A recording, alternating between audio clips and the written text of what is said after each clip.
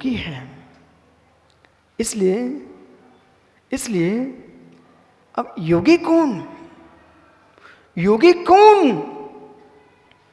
जिसने मन वचन काय ये तीनों योगों को स्थिर करके निज उपयोग में लीन कर लिया है, उस योगी की व्याख्या है। ये यहां पर अभी उन योगियों की व्याख्या नहीं है कि प्राणायाम वाले योगी हों, कि आसन वाले योगी हों, अभी उनकी व्याख्या नहीं है। जिस योगी की यहां व्याख्या की गई है बोटू भैया, वो योगी ग्रस्त नहीं है। वो योगी, उस योगी की दृष्टि, जिसकी मैं व्याख्या कर रहा हूं, उस योगी की दृष्टि में आसन प्राणायाम ये सब जड़ की क्रियाएं हैं। इसलिए जड़ की क्रियाएं हैं। बोले क्यों? अरे मित्र, आप ध्यान आसन प्राणायाम कर रहे हो, आखिर में श्वास को खींचना, श्वास को छोड़ना, कुंभक करना, पूरक करना, रेचक करना, ये आपने अध्यात्म समझ लिया कि ये अध्यात्म नहीं है। आप ये मत समझना कि बोटू भैया के लिए हम निंदा कर रहे, नहीं, ये मत सोचना। प्रारंभ के लिए वो आवश्यक है, मैं आपको स्पष्ट कर दूं। लेकिन रहस्य में आइए। ओहो हो बोटू भैया, आज आपके सामने रहस्य खुल ही रहा है। भैया सामान्य पेपरों में राजू पांड्या है, एक पेपर में कॉलम आता अध्यात्म, उसमें कोई एक कहानी लिखी होती है, कोई कहानी लिखी है, उसमें लिखा अध्यात्म। तब मेरे जैसा आदमी मुस्कुराता है कि देश की क्या विडंबना हो रही हो।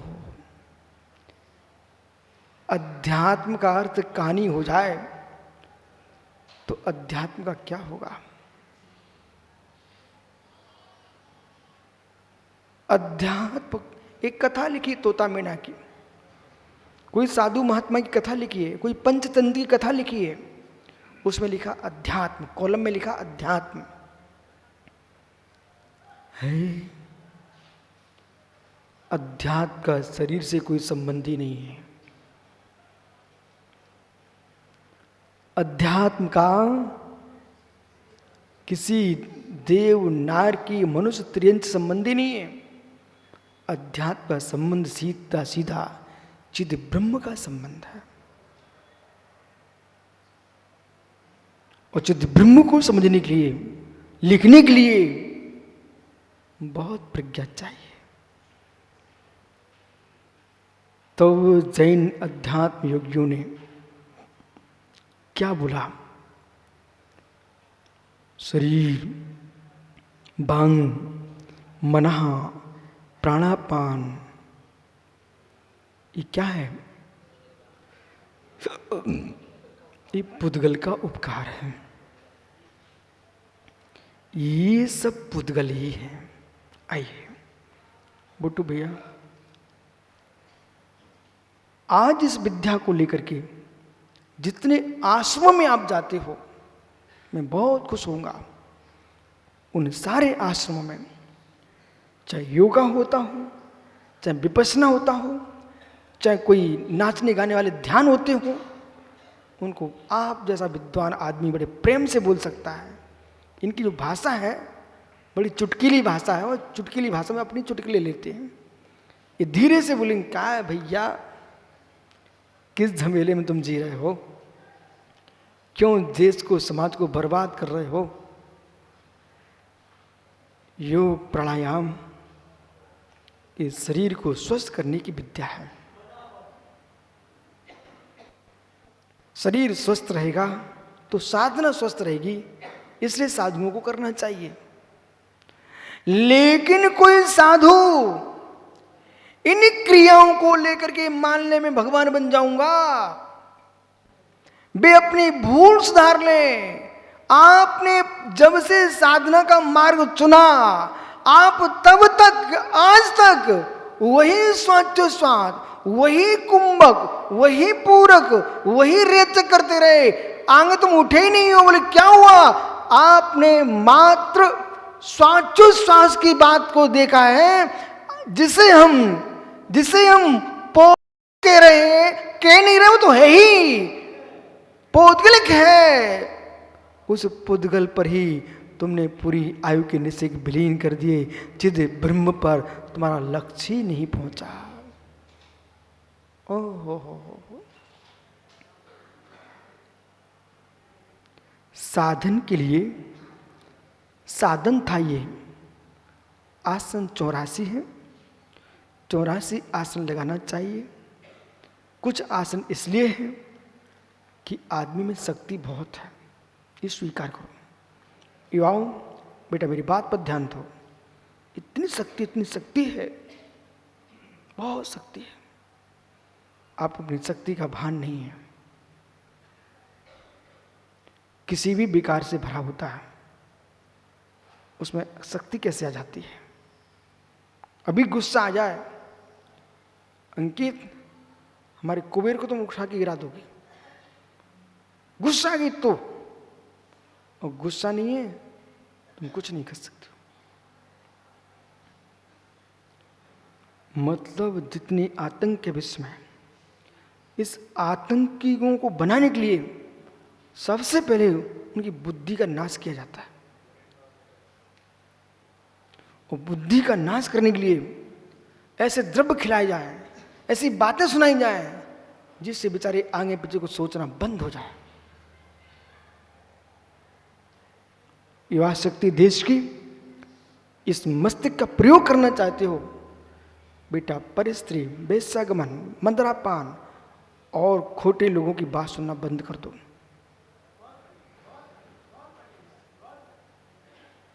मैं तो उन धर्मात्माओं से तुमको दूर रखना चाहते हैं जिनको धर्म का ज्ञान नहीं है और पंथ बना के धर्म चलाते हैं। ऐसे पंथों के मदपाई लोग हैं, इनसे भी दूर रहो। सो ये आपको तत्व का आनंद नहीं लूटने देंगे। उनकी दौड़ एक पुरुष तक है जो कि मनुष्य है। ओ हो, जिनकी दौड़ एक पुरुष तक है जो कि मनुष्य है। हम ऐसे आदमी से मिलकर कभी नहीं रहना पसंद करते हैं जिसकी दौड़ मनुष्य तक हो, किसी एक आदमी से टिकी हो। एक सामान्य आदमी पर तुम उसको परम ब्रह्म के रूप में देख रहे हो, वो तुम्हारा परम ब्रह्म है ही नहीं है। जो परमात्मा बन चुका है, ईश्वर है, भगवान है, तीर्थंकर केवली सिद्ध हो चुका है ना, वो मेरा परम ब्रह्म नहीं है। तो एक सामान्य आदमी लुंगी छाप मेरा परम ब्रह्म कैसे हो सकता है? ओहो, डंडा लोटा सोटा लिए आदमी मेरा परम ब्रह्म हो जाएगा, ये पागलों का कथन है। मेरा परम ब्रह्म ईश्वर नहीं है। ईश्वर जो है ना, मैं वेद से नहीं बोल रहा हूं, मैं उपनिषद से बोल रहा हूं। ध्यान रखिए आप, इसमें वेद नहीं बोल रहा है, ये उपनिषद बोल रहा है मित्र। ये महापुराण नहीं, ये समयसार बोल रहा है। ईश्वर परमात्मा एक स्वतंत्र सत्ता है, मैं स्वतंत्र सत्ता हूं। वेदों में वर्णित ब्रह्मा वो उपनिषद का ब्रह्मा नहीं है। कहीं राजू किसी से पूछना तो पूछ लेना, कोई शंकराचार्य से, गिरी से, जिनसे पूछना बोलिए ये भेद करिए आप। वेदों का ब्रह्म और उपनिषद के ब्रह्म में क्या अंतर है? पर ज्ञानी से पूछना, ज्ञानी से मत पूछना,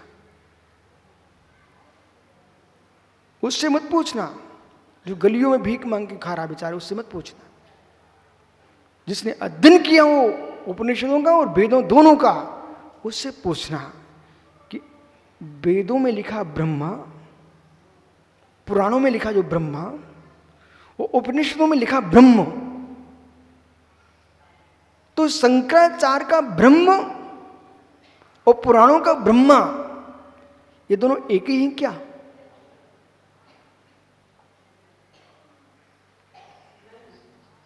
दादा गोपाल दास जी, दोनों एक नहीं है। उपनिषद का जो ब्रह्म है उसे ब्रह्मा का कोई लेन देन नहीं है। क्यों? वो ब्रह्मा की जो कल्पना है वो अलग वस्तु है, जिसे उपनिषद ब्रह्म कह रहा है वो चिदानंद चैतन्यमयी भगवान आत्मा है, वो निज आत्मा है, निज आत्मा है, अद्वैत की लीनता है। द्वैत में ब्रह्म नहीं है। द्वैत में ब्रह्मा को तुम देख सकते हो, पर अद्वैत में ब्रह्मा नहीं होता है, ब्रह्म होता है। जो ब्राह्मण है वो ब्रह्मा वाला ब्राह्मण नहीं होता है, जो ब्रह्म में लीन है वो ब्राह्मण है। जिनसे स्वामी महापुराण में ब्राह्मण की बहुत सुंदर व्याख्या की है। ये सभी मुनिराज ब्राह्मण हैं। कौन मुनि? जो योगी हैं। कौन मुनि? जो ब्रह्म स्वरूप में लीन है, उनकी व्याख्या है। विराजो में समझाता हूं आगे हैं? और गीताकार ने जो किया है, उन्होंने ब्रह्म स्वरूप आत्मा को स्वीकार किया है। अब देख लो बोटू भैया, यदि ये जीव, देखो मैं बात बहुत ऊंची कर रहा हूं, उसे आप विपरीत मत ले लेना। जो जीव योग अभ्यास कर रहे हैं, जो जीव योग अभ्यास कर रहे हैं, वे देह आश्रित योगी हैं। वे देह आश्रित योगी हैं। जो जीव निज में रमण कर रहा है वो आत्म आश्रित योगी है।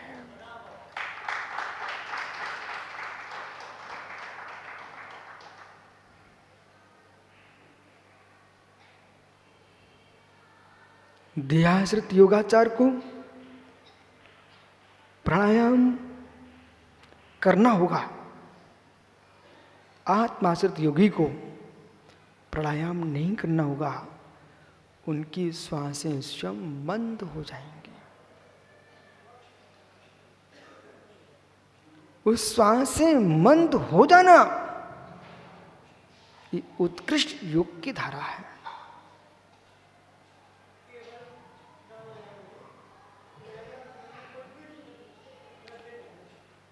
वहां जो आपने प्राणायाम का दूसरा नाम दिया था, आपने जो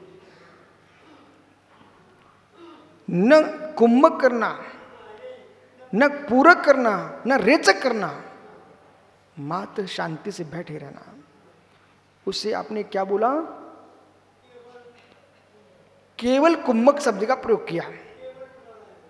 तो केवल प्राणायाम का जो शब्द आपने प्रयोग किया है, वो केवल जो शब्द का जो प्रयोग किया है, केवल, वो केवल ज्ञानी मुनि होता है। केवल ज्ञानी मुनि केवल ज्ञान को प्राप्त होता है। अब इस बात को ये पंडित लोग, विद्वान नहीं समझ पाए। जिसमें केवल ज्ञानी मुनि की बात कर रहा हूं वो पंचम काल में भी होता है। जिस केवल ज्ञानी मुनि की मैं बात कर रहा हूं वो पंचम काल में भी होता है। एक केवल ज्ञानी मुनि ही केवल ज्ञान को प्राप्त करेगा। इसलिए देह, स्वाच, विचार का अविचार, ये सारे विकल्प जाल, इन सारे विकल्पों से शून्य केवल ज्ञानी, केवल ज्ञानी, केवल ज्ञानी, केवल ज्ञानी, केवल ज्ञानी, केवल ज्ञानी, केवल ज्ञानी, केवल ज्ञानी, न मैं मनुष्य, न मैं त्रियंच, न मैं देव, न मैं नारकी, न मैं गुरु, न मैं शिष्य, केवल ज्ञानी अस्ति पुरुषदात्मा, चैतन्य भगवान आत्मा, जो ज्ञान स्वरूप आत्मा, वो केवल ज्ञानी आत्मा।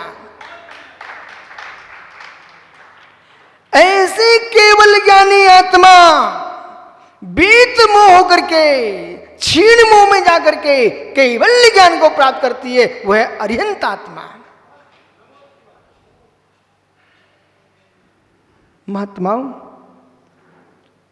तत्व ज्ञान के साथ बहुत मेहनत करने की जरूरत है।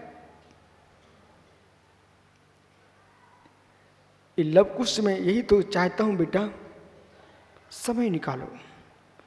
अभी प्रज्ञा काम कर रही है, आयु अध्ययन की है, निश्चय आयु अध्ययन की है। गुणता अभी प्रवेश कर गए तो कर गए, नहीं तो बाद में रटे ड्राई विद्वान बन के आना अलग विषय है। बेटा मैं ईमानदारी से बोल रहा हूं, मुझे कोई प्रवचन की तैयारी नहीं करना पड़ती। आप हमसे बोल देना 1 मिनट पहले और विषय दे देना, मैं आपको वही विषय सुनाऊंगा।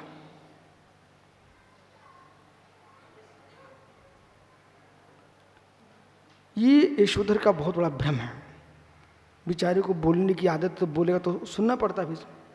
ये यशोधर सागर जी का अंकित बहुत बड़ा भ्रम है। वो बेटा क्या बोल रहा है, आपको 32 साल तो हो गए,